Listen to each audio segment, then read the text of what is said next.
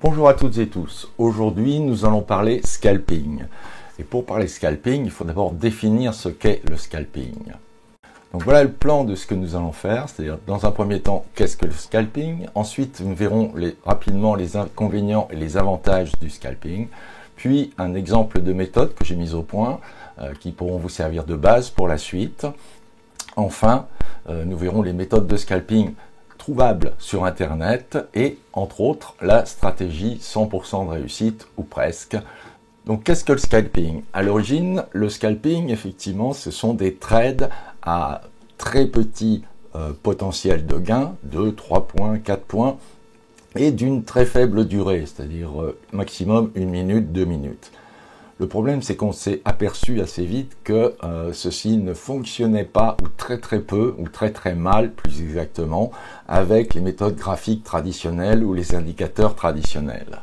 En tout cas, pas sur des objectifs aussi petits, aussi proches.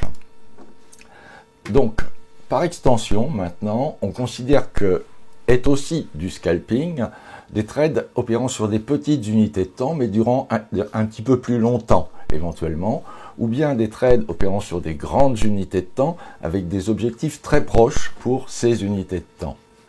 Le scalping a des avantages et des inconvénients, l'un allant avec l'autre la plupart du temps. Premier avantage, on peut pratiquer le scalping à peu près n'importe quand, théoriquement, puisque les trades sont rapides et les occasions doivent arriver assez souvent. Par contre, l'inconvénient qui va avec cet avantage, c'est qu'en fait, il y a des heures ou des jours qui sont plus favorables à tel ou tel type de scalping. Donc, on doit faire un tri et n'opérer en scalping avec une méthode que sur les heures qui conviennent et éventuellement les jours qui conviennent. Deuxième avantage, c'est que théoriquement, comme ça dure assez peu de temps, ça nécessite peu de temps de présence sur les marchés. Bon, l'inconvénient aussi, c'est que les trades sont extrêmement rapides et le stress quand on pratique ce scalping avec des trades rapides est énorme et fatigue assez vite le trader. Donc, effectivement, il est nécessaire de rester peu longtemps sur les marchés, tout au moins d'avoir un stress moindre que celui qu'ont les scalpeurs habituels. L'avantage 3, c'est un gros pourcentage de réussite.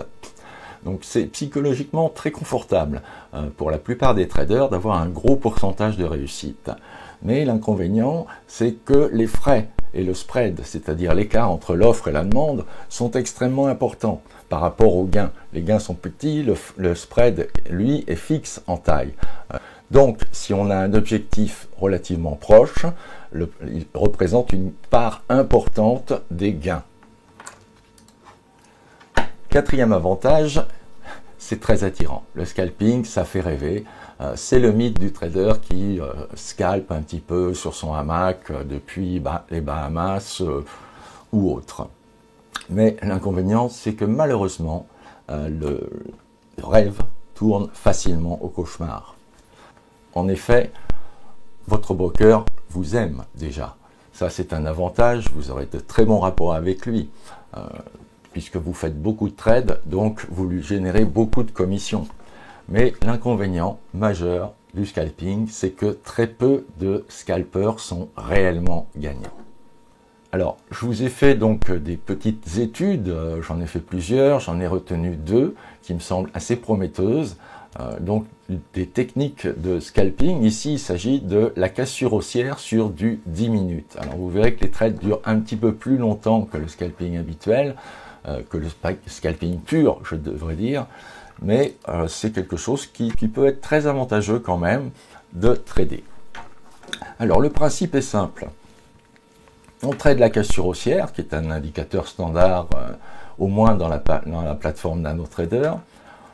Vous voyez, entre deux sommets, le logiciel trace un trait, et il prolonge ce trait, et quand ce trait est cassé, alors on a un signal d'achat. Ici, en l'occurrence, on voit que sur le 10 minutes, l'objectif, ici, est relativement proche, le stop un petit peu plus lointain. Il faut également, pour prendre cette cassure à la hausse, donc à l'achat, être supérieur à la moyenne mobile 190 et supérieur à la moyenne mobile 24. Une moyenne mobile longue, une moyenne mobile courte. L'ensemble est filtré par le filtre Mogilev Trend Filter qui est capable de déterminer dans quel sens se situe la poussée. Donc en l'occurrence ici on prendra une poussée haussière, c'est-à-dire une valeur du MTF de 7 ou de 8 et l'objectif et le stop loss, je vous en ai déjà parlé. Alors qu'est-ce que ça donne en pratique? Alors là vous avez un tableau qui vous montre, c'est la NanoTrader, donc d'un côté vous avez les paramètres en fait que vous retrouvez ici également. Au milieu donc les cours, ici les cours du mini DAX en 10 minutes, et puis la courbe d'équité, c'est-à-dire la courbe de gain. Chaque trade ajoute au gain ou à la perte précédente. Donc, ce qui est intéressant donc, dans ce système de cassure haussière, c'est le trade moyen, c'est-à-dire ce qu'on gagne en moyenne, que l'on gagne ou que l'on perde, c'est ce que l'on gagne en moyenne quand on rentre sur le marché. Donc ici, on gagne en moyenne 18 €, c'est-à-dire un peu moins de 4 points, puisque le mini DAX vaut 5 € le point. On a 70% de trades gagnants, ce qui est assez confortable quand même. Par contre, le gain moyen sur perte moyenne, c'est-à-dire ce qu'on gagne en moyenne par rapport à ce qu'on perd en moyenne, est de 68%, 0,68. Et la performance sur perte cumulée, c'est-à-dire en gros la régularité de la pente de gain, est de 7,54. Plus ce chiffre est élevé, mieux c'est en pratique. Alors j'ai fait ici une variante basée sur l'ATR, c'est-à-dire l'Average True Range, ce qui est une expression en fait de la volatilité, un indicateur qui donne une idée de la volatilité. Ici, nous aurons donc un stop à 4 ATR et un profit target, c'est-à-dire un objectif à 7 ATR. Donc qu'est-ce que ça donne? Le reste est quasiment inchangé. Qu'est-ce que ça donne au niveau performance? Vous vous souvenez, on avait un peu moins de 4 points de bénéfice. Ici, nous avons 32 €, c'est-à-dire un peu plus de 6 points. Donc, on a gagné en trade moyen. À chaque fois qu'on rentre sur le marché, en moyenne, on gagne plus. Les trades gagnants, par contre, ça a un petit peu diminué, 55%, mais le gain moyen sur perte moyenne est passé à 1,28. Ce qui veut dire que quand on gagne en moyenne, on gagne 28% de plus que ce qu'on perd en moyenne. Et ce qui est intéressant aussi et surtout presque, c'est que la performance sur perte cumulée, c'est-à-dire la régularité de la hausse de nos gains, est de 10,48. Voilà, ce système est une excellente base pour mettre au point vos techniques, vos systèmes sur vos supports préférés. Deuxième exemple que j'ai mis au point, et qui est encore plus intéressant, je pense, c'est un test de scalping, donc des grandes rouges. Je m'explique. Quand une grande rouge se présente, en fait, dans un mouvement baissier, il arrive assez fréquemment que ce soit la fin du mouvement, ou bien presque la fin du mouvement, ou bien favorable tout au moins à un petit retournement, et un retour sur la baisse précédente. Une correction, quoi. Alors, comme on a une probabilité assez forte d'avoir au moins une correction, il serait intéressant quand on a une grande rouge, en fait, de passer non pas à la vente, mais à l'achat. C'est un système contrarien. Alors, qu'est-ce que ça donne après un travail rapide sur les variables? C'est-à-dire qu'on ne traite que de 17 h à 22 h, à l'achat, bien sûr, donc en contrarien. L'objectif et le stop sont situés à peu près à la même distance, c'est-à-dire, en l'occurrence, 80 ticks et 85 ticks, donc ça vous fait 40 points et 42 points et demi. Le Mogilev Trend Filter est utilisé pour prendre les trades lorsque le marché est fortement baissier. Vous voyez, le Mogilev Trend Filter, dont les paramètres sont situés ici, donc on a 0, 0, ça veut dire qu'on laisse passer 1 et 2, qui sont les valeurs pour une baisse dans le Mogilev Trend Filter. Les autres valeurs de paramètres étant à 1, ce qui signifie qu'on ne traite pas dans les autres cas. Donc voilà à quoi ressemble la courbe de gain.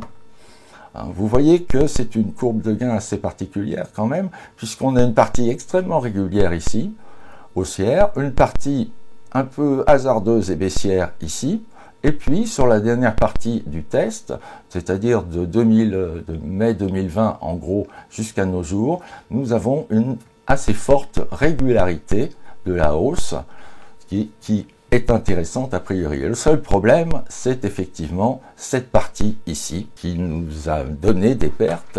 Sans doute que c'est dû à un marché légèrement différent. Donc, ce qu'on peut faire éventuellement, c'est aller chercher dans les paramètres comment faire de cette période baissière, qui dure assez longtemps, une période peut-être encore un peu baissière, mais qui dure beaucoup moins longtemps. C'est ce qui nous importe après tout. Remarquez que pour l'instant, on a un profit total net quand même de 45 944 €. Alors, pour diminuer la perte sur 2018, en fait, je me suis aperçu qu'il fallait éliminer la période de trade 20h-22h, c'est-à-dire de ne pas trader de 17h à 22h comme précédemment, mais de 17h à 19h59. Il fallait également aller chercher un objectif plus lointain. Donc j'ai porté l'objectif de 80 ticks à 120 ticks cette fois. Et là, la courbe a une allure différente. Certes, le profit total net est inférieur, mais nous avons toujours notre partie haussière, un petit peu plus hachée, mais toujours haussière.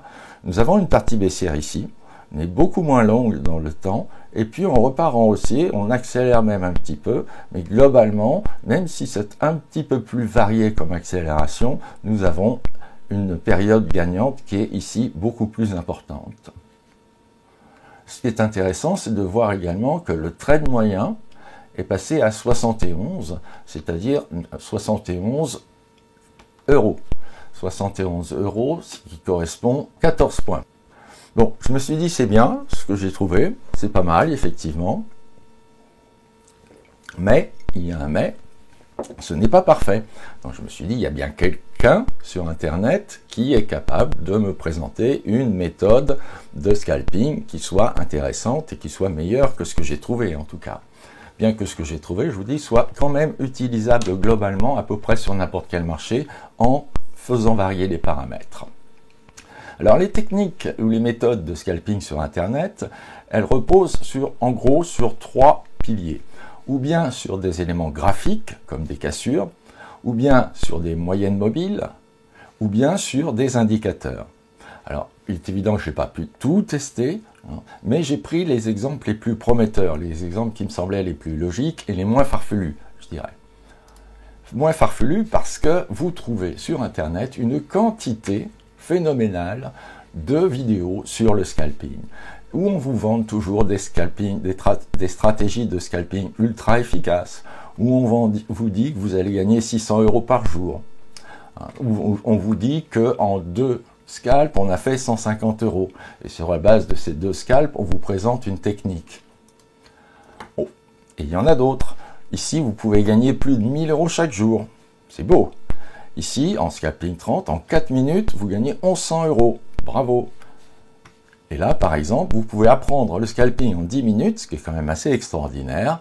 Et en live, en scalping live, donc, il vous montre comment il a gagné 312 € en 2 minutes.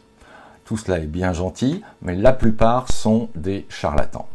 Mais dans le tas, il arrive qu'on trouve des choses intéressantes ou des choses à peu près logiques ou des gens qui ont l'air plus ou moins calés quand même. Là, on vous promet 1% par jour. Là, on vous dit qu'avec 1000 $, vous allez passer en 7 jours à 76 000 $. Entre nous, si j'avais une méthode comme ça, je ne vois pas pourquoi je la communiquerais. Ici, une stratégie de scalping simple. Ah, c'est bien simple et profitable. Ah ben, heureusement, oui, il faudra vérifier tout ça. Donc, j'en ai vérifié un certain nombre. Ici, une méthode basée sur les moyennes mobiles. Donc, cette méthode repose sur 3 moyennes mobiles, une moyenne mobile 25 que vous trouvez ici en jaune, une moyenne mobile 50 ici en bleu et une moyenne mobile 100 ici en rose. Ce qu'il faut pour prendre position à l'achat, c'est que toutes les moyennes mobiles montent, les 3, et que le super trend, l'indicateur super trend, soit dans le bon sens, c'est-à-dire sous les cours en fait. Quand il est au-dessus des cours, c'est plutôt qu'on est plutôt dans une période baissière où on range légèrement baissier. Et là, vous voyez, on passe au-dessus, donc le super trend passe vert. C'est ce qu'il faut pour prendre position, que le super trend soit vert. Ici, donc, en l'occurrence, on est passé en dessous et rapidement au-dessus de la moyenne mobile 50 avec la moyenne mobile 25. Donc nous avons pris position ici à l'ouverture de cette bougie. Le stop est placé sur la moyenne mobile 50 et l'objectif est à deux fois le stop. Alors, qu'est-ce que ça donne globalement? Je me suis dit, on va essayer sur le Nasdaq. Sur le Nasdaq, eh bien, voilà, vous voyez, j'ai pris les paramètres qui étaient recommandés et on voit que globalement, ma courbe de gain, si elle a pris vaguement une direction correcte au départ, eh bien, on arrive finalement quand même à perdre de l'argent. C'est pas la méthode elle-même qui perd beaucoup d'argent, elle en perd un petit peu, mais globalement, c'est aussi le coût des commissions, le coût du spread qui viennent, et le slippage même éventuellement, qui viennent diminuer la rentabilité, donc rendre ce système perdant.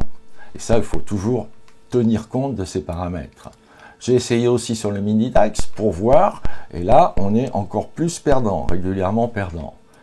J'ai essayé sur le mini DO pour finir, et là, vous avez une courbe qui est vraiment affreuse, une courbe de gain qui est vraiment affreuse parce qu'il y a quasiment que des pertes en fait. Vous voyez, nous avons des trades gagnants, même pas 30%, et le gain moyen sur perte moyenne de 1,73 ne suffit pas à compenser ce faible pourcentage de trades gagnants.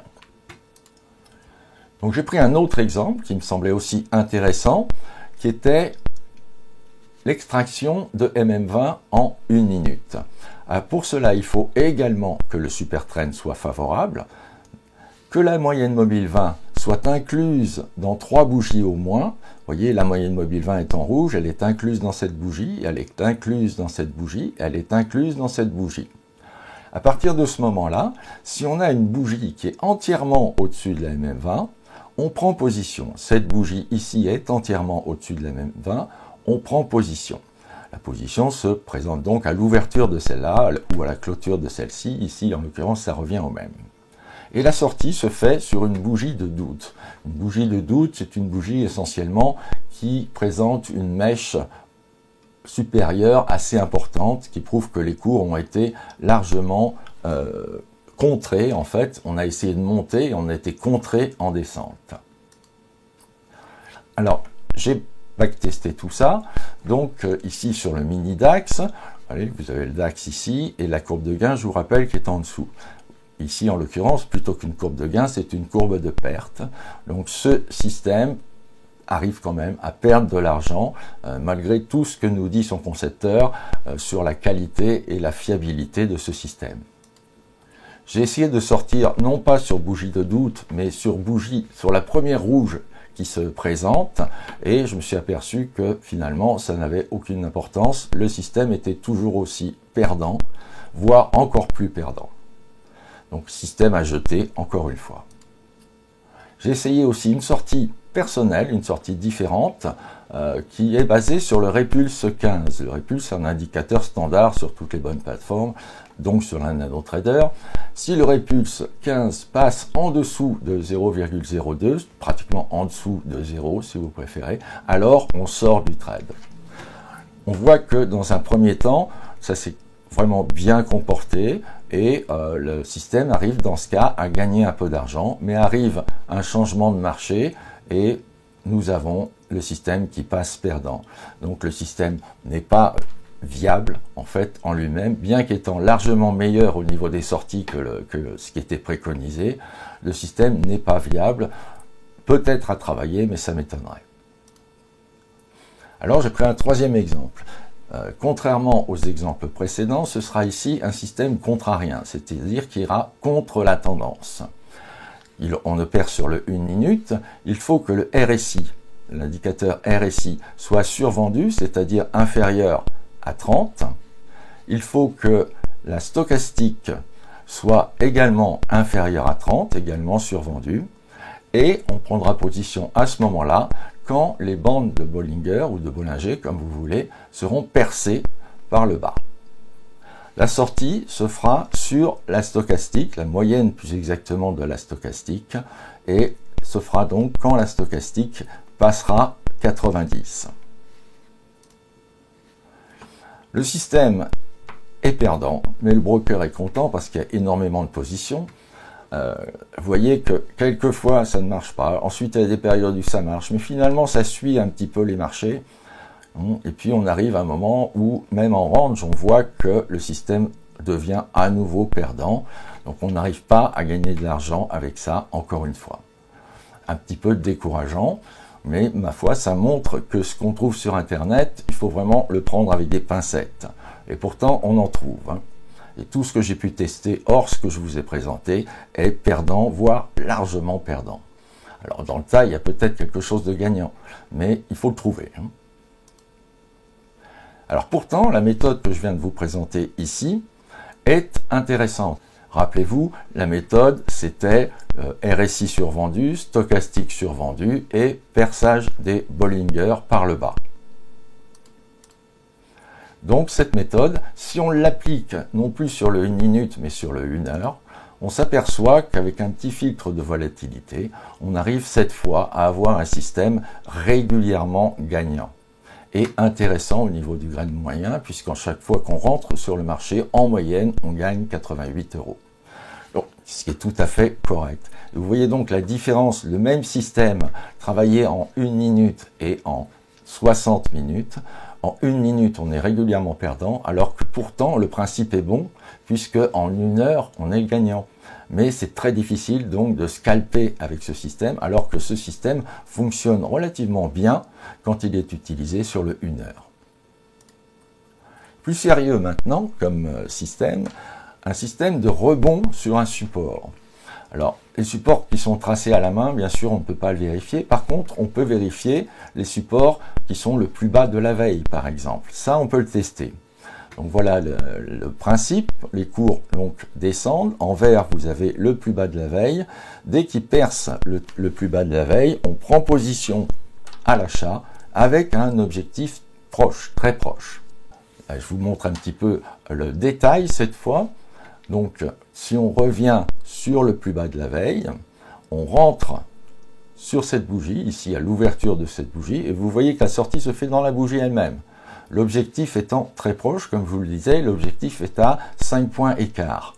Le stop qui est préconisé pour cette méthode par le concepteur est de 30 points, le stop loss. Alors, premier résultat de la méthode préconisée, effectivement, on a des bonnes parties de montée, mais qui sont immédiatement mangées par 2-3 pertes consécutives, ce qui est assez difficile. Donc c'est une méthode qui a pourtant un énorme pourcentage de réussite, puisque 82% des trades sont gagnants. Mais par contre, quand on gagne à peine 16% de ce qu'on perd en moyenne. Donc là, tel quel, le signal, le système n'est pas vraiment utilisable, c'est le moins qu'on puisse dire.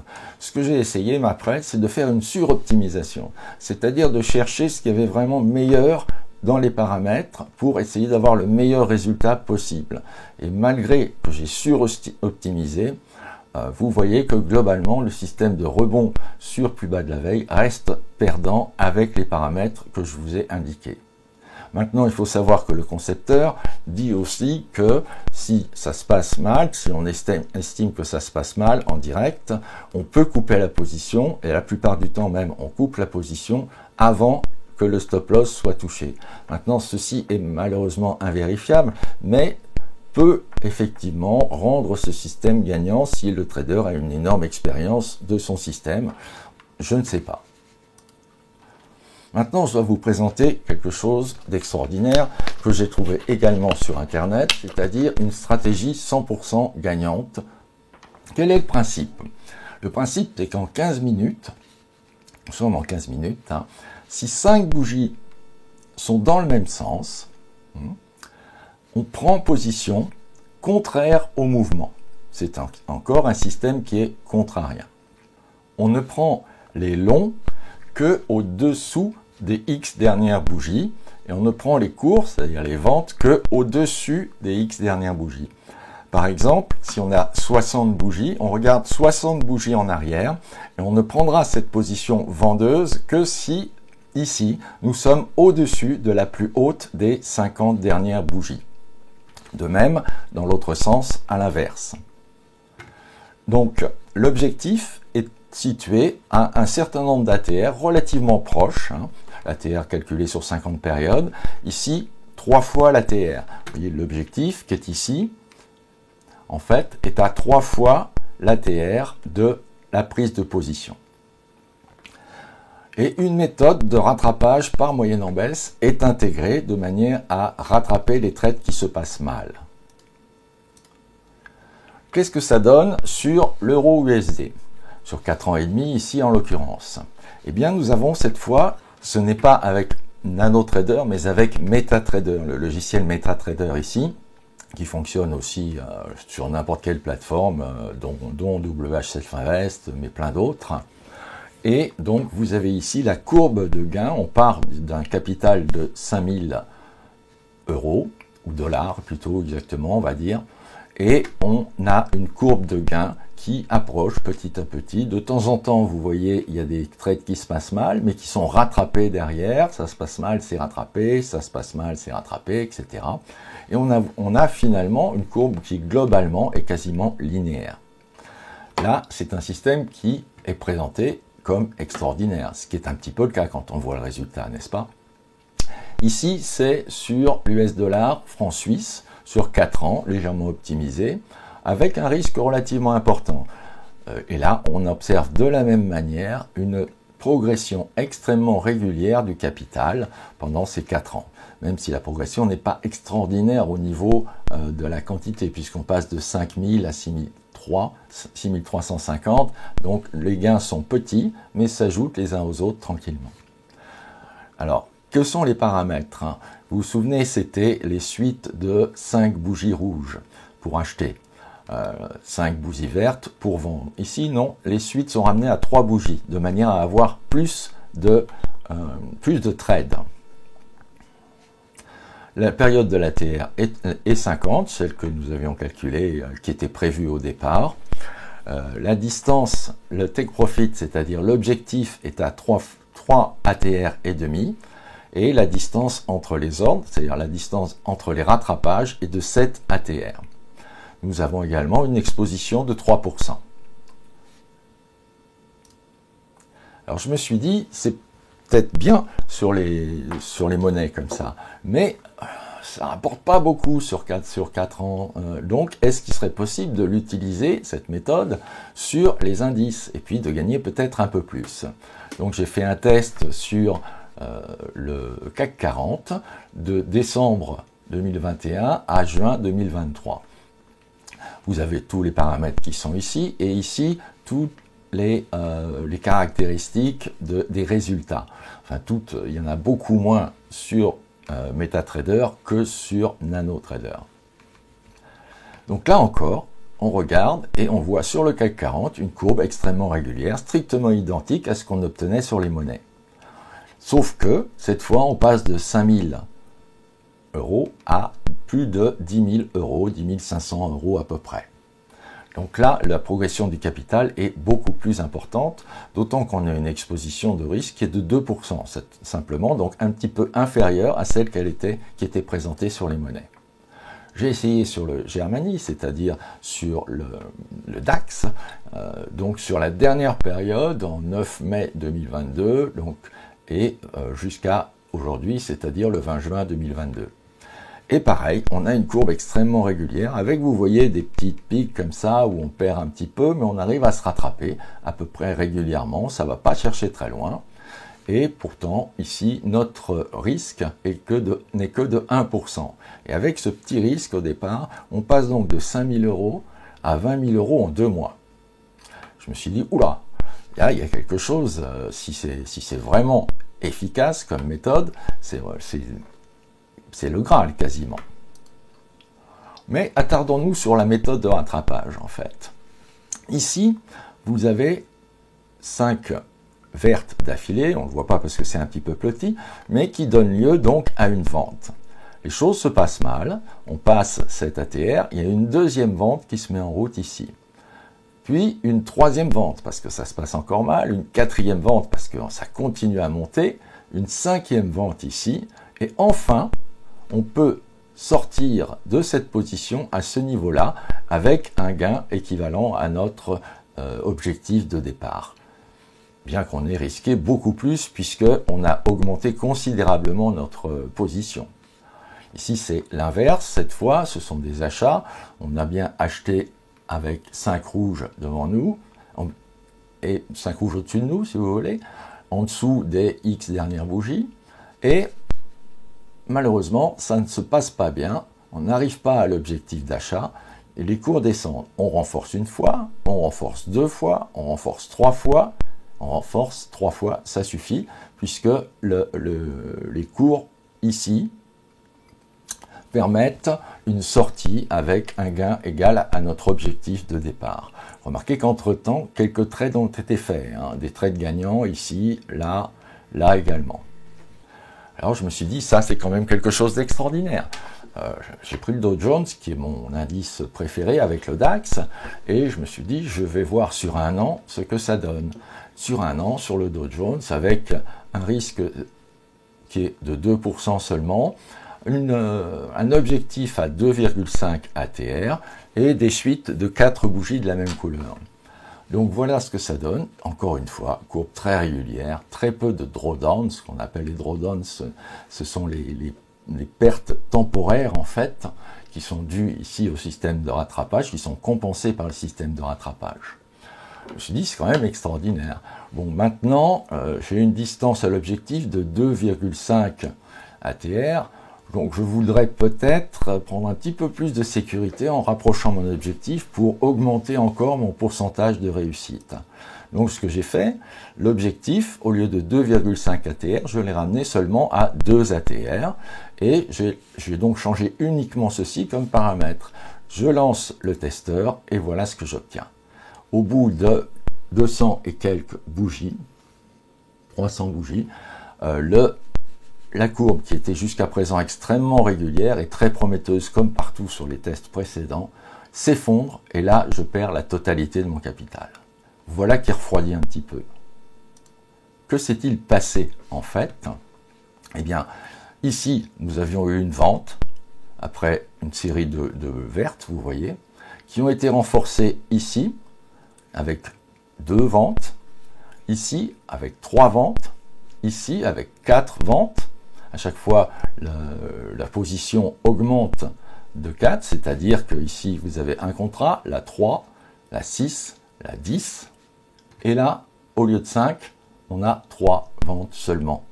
3 ventes seulement parce qu'on arrive en limite du levier. Alors là, sur le graphique du bas, vous voyez la flèche ici, ça correspond à cette partie du graphe ici. Et on comprend un peu ce qui s'est passé.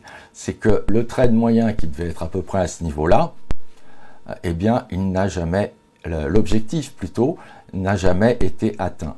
Les cours ont continué, ils ont baissé un petit peu, mais sans atteindre l'objectif qui nous aurait permis de sortir sans perte, et ont continué en range, et ont fini par reprendre leur progression. Et voilà pourquoi, cette fois-là, eh bien, on a perdu la totalité de notre capital.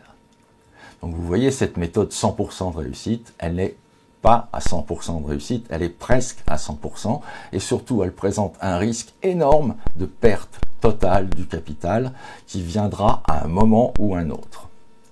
Et effectivement, je regarde toutes les combinaisons de paramètres possibles, et je m'aperçois que les combinaisons profitables, qui sont ici, vous voyez la colonne des profits, et ça c'est le numéro des combinaisons, tous les paramètres, les combinaisons de paramètres profitables, eh bien ça ne concerne qu'une douzaine de combinaisons de paramètres. Je me suis dit, oui, mais sur combien de combinaisons possibles? Sur 446. C'est-à-dire qu'on a 12 combinaisons qui réussissent à ne pas perdre tout le capital, et 446, donc moins 12, 434 possibilités de paramétrage qui, là, nous font perdre notre capital.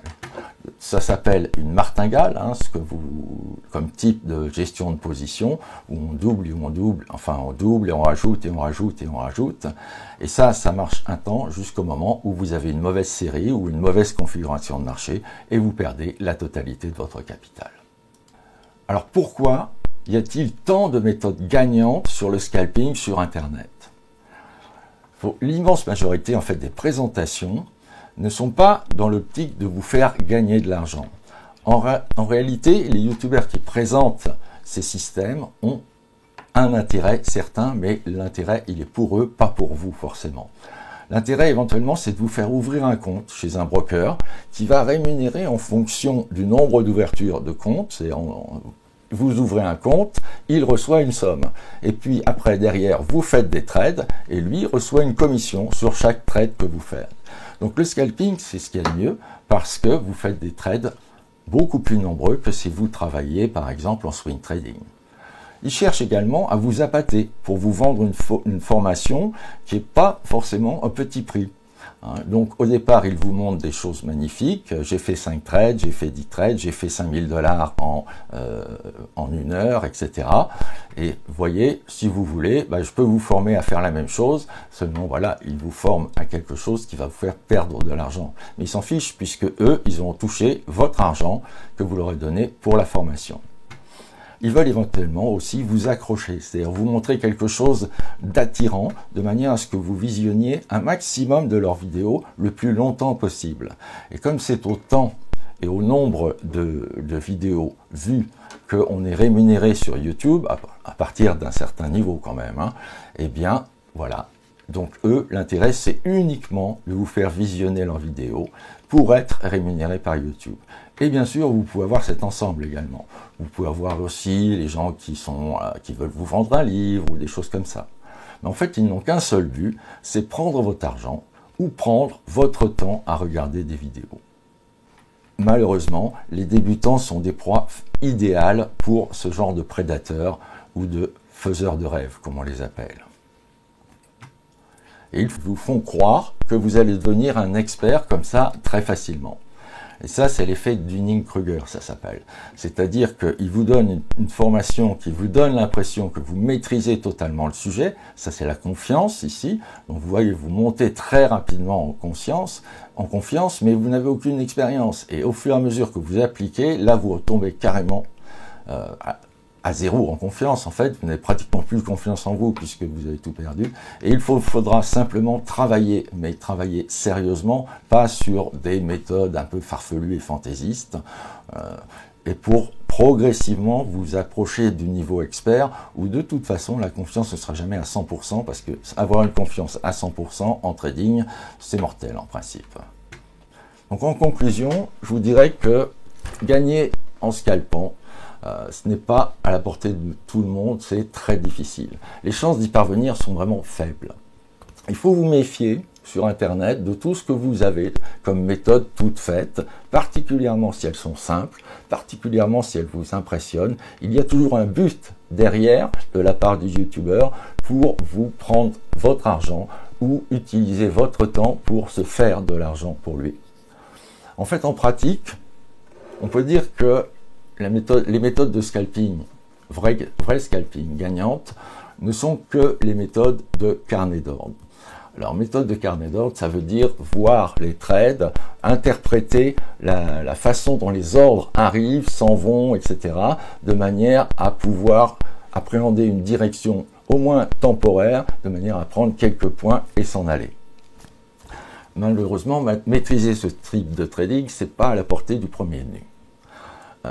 Et même si vous le maîtrisez, c'est-à-dire qu'en fait, en pratique, il faut une expérience assez importante, il faut une bonne technique, une très bonne expérience, beaucoup d'expérience. Et même si vous maîtrisez ou vous pensez maîtriser cette méthode, vous n'êtes pas à l'abri d'être ruiné un jour.